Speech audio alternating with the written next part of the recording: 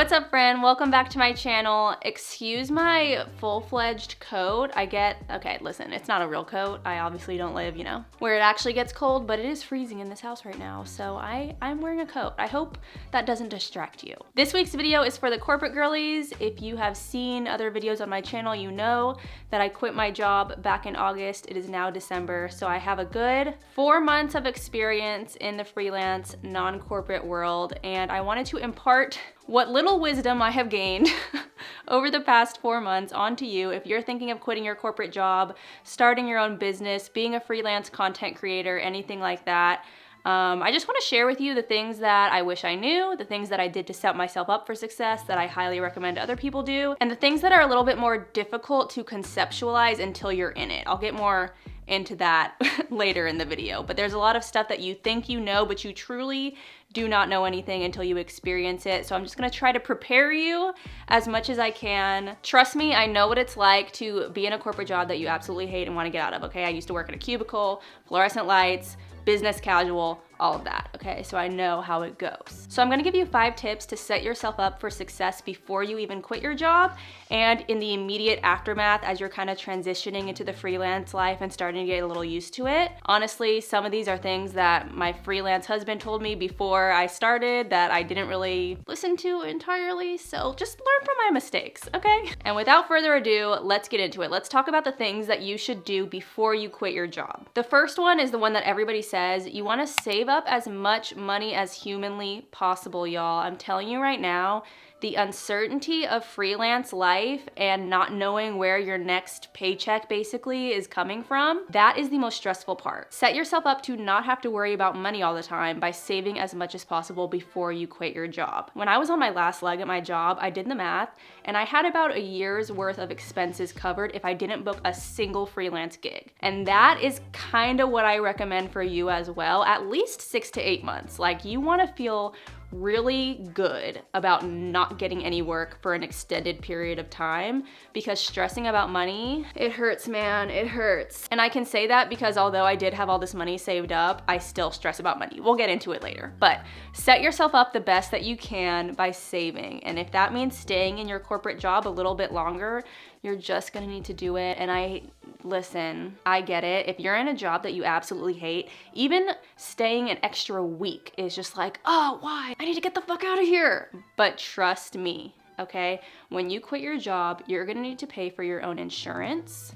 You're gonna have a lot of expenses with your business that you might not have been paying in your corporate job. Like, for example, at my corporate job, I had an Adobe subscription. So I could have Premiere, Photoshop, anything that I wanted in Adobe, I had. And when I quit my job, obviously that ended. So I had to purchase my own Adobe subscription. And let me tell you, that shit's expensive. That shit is very expensive. I don't get the student discount anymore, okay? You're also gonna have to buy other things for your business too. Like, for example, I bought the camera that you're watching me on. So you just wanna have a nice little nest egg, okay? Trust me, save as much money as you can. Okay, let's move on. The second thing that you're gonna wanna do before you even quit your corporate job is legitimize your business. So what I mean by that is open a business account, get a business credit card, meet with a financial advisor, and figure out if you should be a sole prop or an LLC or an S Corp. Listen, I'm not a tax person, okay? I don't know all the details. I had someone like literally break down everything for me. 2024 is gonna be my first time doing taxes as a self-employed person, so I really don't have personal experience with it yet, but I do know from watching my husband do his taxes that it really helps to just have everything in one account, super organized. You can see your deposits and your expenses all on the same account and just put them all in TurboTax, and you don't have to worry as much. Or you could have someone help you out with your taxes, but even if you get a CPA or something like that, you're still gonna need to tell them your expenses and have everything ready to go. So just get everything set up so that you can start tracking everything from the jump, because I didn't make my business account until after I'd quit my corporate job, but I'd already been doing content creation and stuff while I still had my job. So there's a ton of stuff that I had deposited into my personal account and expenses that I bought on my personal credit card, and it's just, I'm not looking forward to April, I can tell you that much. I'm definitely gonna wait until the last possible second to do my taxes taxes. So congratulations, you've saved enough money, you've legitimized your business, and you have quit your corporate job. Here are the other 3 things that I think are super helpful to take into account as you start your freelance journey. My first suggestion is putting yourself on a schedule to avoid burning out and just being completely unorganized. This is something that I still struggle with to this day. I try to stay organized as much as possible and decide, okay, on Tuesdays I'm gonna film, on Wednesdays I'm gonna edit, on Thursdays I'm gonna turn everything in. It never quite works out exactly how I plan it, but I will say that having everything kind of blocked off by day or by, in the morning I'm gonna do this, in the afternoon I'm doing this, it really helps kind of mimic that stability of your corporate job, and it helps you keep track of everything at once. Because let me tell you this, especially if you're trying to do content creation, you're gonna have multiple clients at one time, but you're gonna be in different points of the journey with each of them. So you might have a client that you're negotiating a contract with, but you also have a client that you have already gotten the contract and you're in the filming process. And then you have another client that you're turning in your deliverables to. Like, everything's on a different timeline, and it can be really hard to keep track of everything. So do your best to stay organized. I have a weekly to-do list in my notes on my computer that just basically outlines everything that I have to get done in order of kind of priority. But it definitely does help to also have a calendar and just block off, like, okay, from 10 to 12, I'm filming this video. From 12 to 3, I'm responding to emails. From 3 to 6, I'm editing. Just do the best you can, okay? I have found that when I do not schedule everything out, I get super overwhelmed by how much stuff there is to do, to the point where I just don't do anything.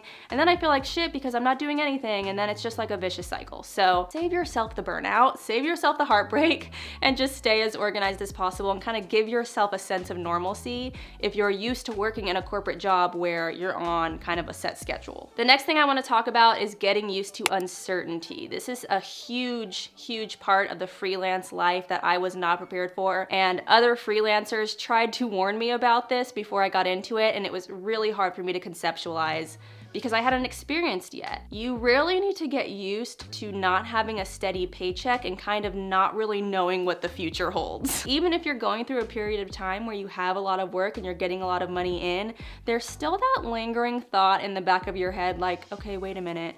This is all working out right now, but what do I got going on in June? It's always going to be a thought in your head, and there isn't really a great solution for that. I mean, even if you sign a long-term contract or something like that, you're still gonna be thinking, okay, what do I do when the contract's over? Like, I'm telling you, it just doesn't stop. So just get used to that feeling of, not getting a paycheck every 2 weeks and just kind of seeing your account go down a little bit, and then you'll see it go up, and then you'll see it go down bit, and then you'll see it go up again. It's a really jarring reality if you're not used to it. At least it was for me. And while you can't necessarily completely solve that anxiety in the background, I think that having this unwavering belief in yourself is really helpful. You really have to believe in yourself to the point where you just know that it's gonna work out and you know that you're gonna make it work. And that's kind of what keeps me going. I don't know what delusions are happening in here, but I'm telling you, for the past, even before I quit my corporate job, I just always have known that it was gonna work out, and I feel like that has served me very well mentally. So just remember who you are, know that you're capable of doing what you wanna do, know that, you set yourself up for this, you saved enough money, you set up your accounts, you're totally ready and capable, and if you weren't ready and capable, you wouldn't be doing it. So just keep that in mind as the account gets a little low, gets a little high, gets a little low, gets a little bit lower, gets a little higher. Just keep that in mind. It will help you. And as you're keeping that in mind, you need to constantly be working towards securing more work. So even if you're really overloaded with work, let's say you have a day where you don't have to turn anything in, that needs to be the day when you're sending out pitches. You need to be pitching yourself constantly. You need to be reaching out to new contacts, making new connections, showing people your portfolio. You have to market yourself. You fully have to market yourself, or else you're just gonna be waiting for inbound requests. And it feels a lot better when you are actively seeking out work and pitching rather than just sitting around waiting for inbounds and just twiddling your thumbs like, oh, is anyone gonna reach out to me? Like, you don't have to wait for people to reach out to you. Go on LinkedIn, go on the company website that you wanna work with, go on their social media, DM them, find the head of marketing's email. I actually have a Chrome extension. I forget exactly what it's called, but I will put it in text here that helps you get the naming convention for any company that you wanna work with. So definitely get that extension, okay? It's really helpful if you're doing content creation. But you gotta be pitching yourself, you gotta put yourself out there, and just know that it's gonna work out. And the last thing that I wanna talk about is the way that you speak about your experience as a freelancer. This is really important because when you're freelance, it's all about connections and building relationships, right? And really what I mean by this is that when people ask you what you do, say, I'm a content creator. I make YouTube videos, TikToks, Instagram Reels. I make content for brands that they can use as ads, and I monetize my own channels too. Say it straight up. Don't say I'm an aspiring content creator. Like, I don't know, I make these silly little YouTube videos and I'm trying to get noticed, but I don't know, we'll see. If you don't take yourself seriously, no one else is gonna take you seriously. It's like Lupe Fiasco once said, you are what you say you are. People believe what you say. Talk about your work, talk about yourself confidently. I'm telling you, the way that you talk about your work to your friends and random people that you meet really does open doors. I remember when I was still working in my corporate job, it was maybe 2 years ago, I got my first 4-figure deal on Instagram from a friend who knew that I was doing UGC and was like, hey, I'm working at this company now and we wanna have creators make videos for us. Do you wanna do it? Yes, I do. But she only knew that I did UGC because I told her, and I was like, I am a UGC creator. This is what I do. I take it seriously. This is the quality of work you can expect. Like, I had everything ready and I spoke about it very confidently. And I think that is key to securing anything. So take yourself seriously, be confident, believe in yourself, and other people are gonna take you seriously as well. Be who you are for your pride. So that's all I got for this video. Those are the 5 things that I think will really help you if you are a corporate girly trying to quit your job, trying to start the freelance life. Honestly, I have no regrets about quitting my job. I've had the best work experience that I've ever had over the past few months, and I am so freaking grateful that I just kind of believed in myself and prepared and took the leap. And that is all that I want for you, okay? Not all of us are meant to work in the corporate world. If it works for you, great, okay? I love that for you. If it doesn't, you can make it on your own. You absolutely can. So many people do it every day. My husband and I both do it. I have several friends that are doing it. Trust me, if I can do it, you can definitely do it. And I thought that I would be a corporate girly for life. I was like, I don't know any other way. I don't know how to do this. Trust me, you will figure it out. And I hope that it works out for you. But comment down below and let me know if you have any questions. Let me know what your freelance life is like, if you're already freelance or what you're working towards. I would love to hear more about your manifestations, your goals, what's going on. And I will catch you next week. Good luck out there.